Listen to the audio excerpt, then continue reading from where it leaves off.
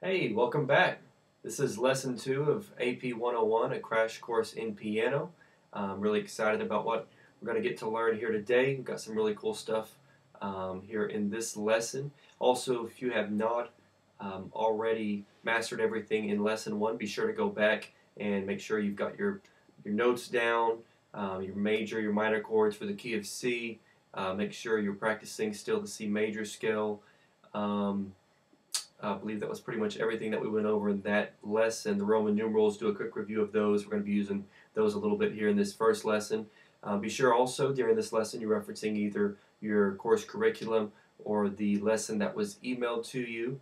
And also if you have the course curriculum, you'll know of course you have the audio CD as well where you can listen to and practice with the songs that will be in this lesson. So let's go ahead and get started. This lesson will not be quite as intense or long as the first lesson was. This one is a little bit more of an easy lesson after that longer one. Let's get into getting started here. The first thing we're going to do here, if you go to the first page of lesson 2, it says let's write our own songs. So right here what we're going to do, there's 3 different types of songs we're going to write. This is just kind of a fun little exercise getting you used to using the chords in the key of C, the ones we've learned so far, the C, F, G major, A minor, D minor, E minor chords. We're going to get into those. Also the B diminished. We haven't gone over the chord of B in the key of C, and the reason is we just don't use it a whole lot. As we get more involved in some of the at more advanced levels, we'll get more into detail about the diminished chords. For now, you don't need to worry about them at all. So the first song we're going to be writing is Country Song Number 1. And the reason we call it this is we're only going to be using 3 basic chords, our C, our F, and our G major chords to write this song. And you can basically write it in any order in your lesson. I'd advise to actually pencil it in, use a pen or whatever to go through and write this song. And the reason we call this a country song is because songs that use only the 1 chord, the 4 chord, the 5 chord, referencing the Roman numerals again. Remember, each one of the notes in the C major scale is given a number. C is the 1, D is 2, E is 3, F is 4, G is 5, A is 6, B is 7. But usually it's just more of a plain kind of song. Country music, Southern gospel music, I should say, uses these chords pretty much in every song. Most songs in the world today that you'll listen to in any genre of music, they use mainly just your 1, your 4, and your 5 chords. So what you want to do here, you can write a name for this song, just maybe make a cool little name for that of your own liking. And what I would advise to try to do is there's 2 lines here. Try to make both lines the same. In other words, your first 4 options do C, F, G, F. The next 4 do the same thing, so it sounds like a real song. It's a pattern, C, F, G, F. And then of course you'll notice we're in the key of C here, so we're pretty much always going to end on a C chord in this key. That one's pretty self-explanatory, so go ahead and go through there and maybe pause the video now and go ahead and go through and do that. Okay, and let's go on to song number 2. We call this Cool Song Number 2, and the reason is we're actually going to be using the chords of C, F, G, and A minor to write this song. And a lot of your more popish, I guess you would say, songs, Christian contemporary songs, use these chords right here, just your 1 chord, your 4 chord, your 5 chord, your 6 chord. The majority of songs today that you hear, it's a very common progression, use these 4 chords in some variety. It gives it just a little bit of an extra sound where it's not quite as plain. What you're actually doing is substituting the 6 chord for what is usually the 1 chord. We'll get into more about substitution chords later as well. They're really cool and make your music sound really interesting. The reason we call this a cool song is because we're using both majors and minor chords.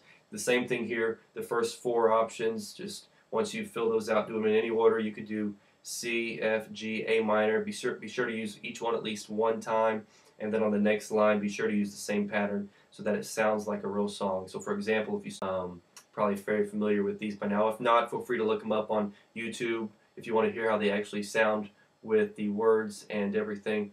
As far as Anointing or Surround Me, you can actually go to YouTube and look them up, or you can just listen to the CD that's been given to you. And of course, just to kind of read it for you here, it says Roman numerals can seem kind of hard at first, but they are easy once you get used to them. Go through and fill in the notes here. I started you off on the E minor and then play anointing. So what you want to do here, you'll see the Roman numerals, and you will actually want to go through and fill out the correct chords above that. That way it'll make it a little more sense to your mind. For instance, it's already filled out. The 3 chord is E minor. The next one, the 6 chord, VI, is going to be A minor, and you can kind of reference the little major scale that's above it on your curriculum. And I'm going to go ahead and play it for you here in a minute as well. But before I do that, let me just run over what fraction chords are. Fraction chords like F/G, F over G, I think we might have touched on these briefly in the first lesson, but they're very simple. If you've ever studied fractions, you know, 1/4, 1 over 4, the 1 is on the top, the 4 is on the bottom. Same way in music, F/G, F over G. The F is what you play on the top, in other words, in your right hand, on the top, towards the top of the piano where it gets higher. The G is where you play in your left hand. You don't play a G chord, you just play the note. Okay, so for an F over G, you would play an F, A, C in your right hand, and then you would play a G, just the note in your left hand. Here it sounds a little bit different. Once you actually play it in the song, it'll sound like it's actually in place there. Okay, great. Let's go ahead and go into anointing. Go ahead and play that for you here. And of course, you can also listen to the audio CD or track that's been provided for you. But go ahead and play it for you. You'll should be able to watch it here on the on-screen keyboard down below.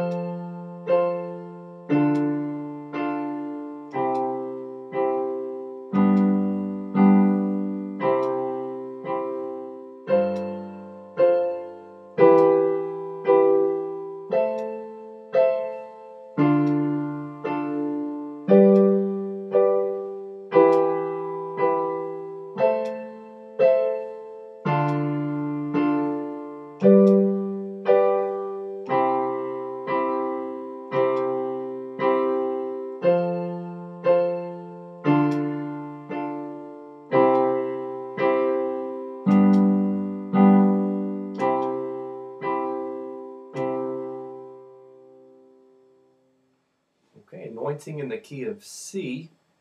And if you have any questions just in regards to that song, of course, feel free to email me, to give me a call. That is pretty much basic, just song using your major and minor chords that you've learned so far. If it's a little more difficult, you can also start off with Surround Me, O Lord. Of course, be sure to listen to the track, the audio CD that's been provided that has the full band on there. It'll give you the full experience of actually playing with the real band. This is more just to show you just the piano part of it. The audio CD and track that has the bass, it's got drums on there, piano, it also has strings on there. The faster songs have saxophone, so it'll really be instrumental in helping you to feel like you're really playing in church. And because you can hear that the actual songs we played here, it doesn't necessarily sound just like anointing, whereas if someone was listening to it, they might not necessarily understand what exactly it was that you're playing. And that, once again, the reason that is because it's an accompaniment style. So we haven't gone into playing the melody. We're playing it as if somebody is singing the song. It may even help you to sing or hum along with the melody. Of course, it'll help you to listen to the CD once you've got it down good enough to keep up with the pace. So that should be a really helpful tool for you. Once again, contact me if you have any questions, any problems. One other thing that you may hear that you might not realize quite what it is I'm also using a sustain pedal, and it draws out the notes. For instance, a sustain pedal basically works like this. If I hit the notes, it's gone. I'm not holding down any kind of sustain pedal right now. Usually on a regular acoustic piano, it's the one on the very right side, by the way. But on the one I'm using, it's an electric piano. But hear the difference. No sustain pedal, and then I'm going to do it with the sustain pedal. And you can hear the difference. When you're playing a slow song, it makes a huge difference. This is with the sustain pedal. And this is without it.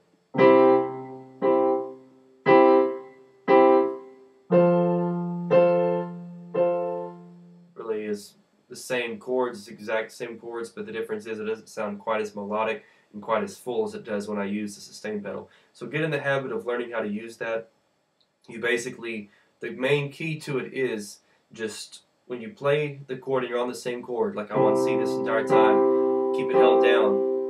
But as soon as you go to the new chord, lift it back up and put it back down at the same time as you press that new chord. And then keep it down until you change chords again. And then lift it back up and put it back down very quickly. And once again, if you have any questions about that, just contact me. It's pretty much trial and error. You kind of just have to play with it and figure it out. The next song I'm gonna play for you is gonna be "Surround Me, O Lord." Once again, this is song 2 on your track or audio CD, so it's something that you'll be able to just listen to and practice with the full band, which will give you a really good practice experience there. So let's go ahead and play that song here. So "Surround Me, O Lord" in the key of C.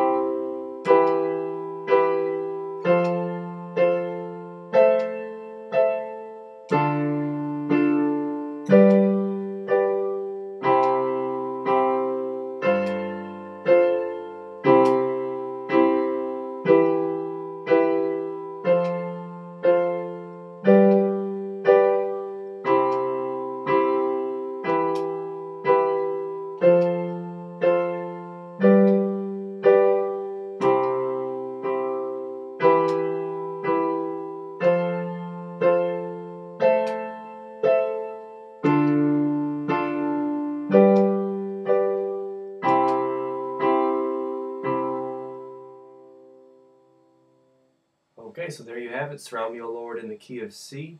Once again, if you have any questions about how to play this, feel free to email me, give me a call. Be glad to walk you through it. It's a pretty simple song. We're just using major and minor chords. Really, "Surround Me, O Lord" is a good bit easier than "Anointing," in my opinion. One trick you can actually use with this song, let me just put this in here before we finish up. One thing that makes it different from "Anointing," you're kind of just all over the place. And this little nugget of information will help you as well with other songs. But one thing particular about "Surround Me, O Lord" is that when you're playing, all you really have to do, a little secret you can use, is just to keep your right hand, keep the same shape, because you're just using 1, 3, 5. Each one of the chords has the exact same form, and just basically just move it up. Instead of trying to find the new notes, just keep your hand in the same shape.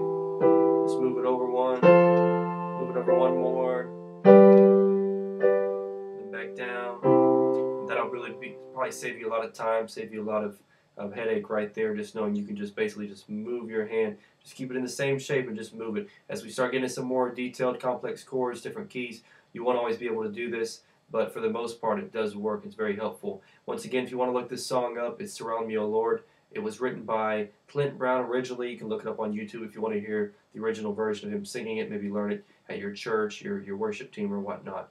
So that's probably about it. This lesson is mostly more about practice, learning some cool songs, and isn't it awesome that you're already getting to learn 2 new songs in just your second lesson?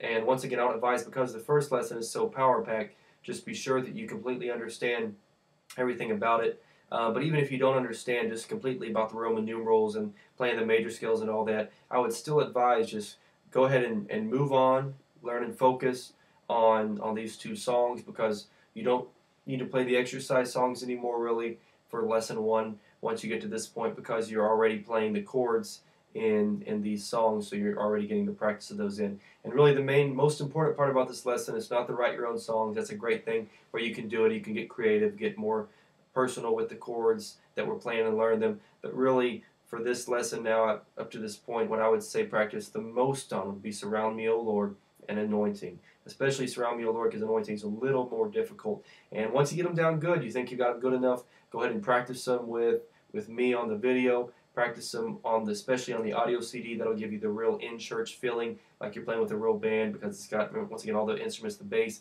the piano, the drums, strings, saxophone.